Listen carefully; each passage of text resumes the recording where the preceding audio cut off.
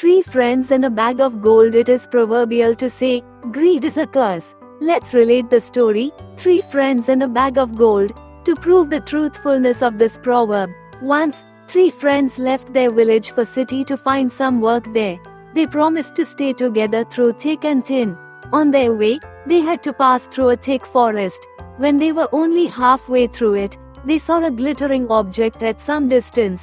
They rushed and picked it up. It was a golden bag with a lot of gold in it. They were overjoyed at their good luck.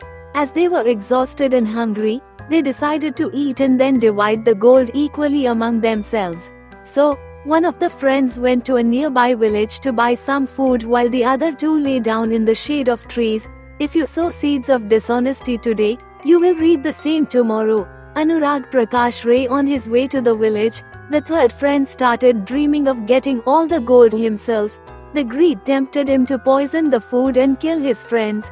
On the other hand, the other two friends were also making similar plans. When the third friend came back with the food, they fell on him with their knives and killed him then and there.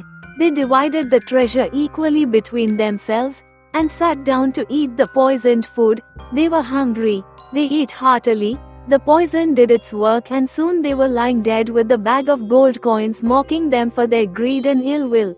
All the three wicked men carried out their cruel plans and harvested what they sowed. Moral: as you sow, so shall you reap.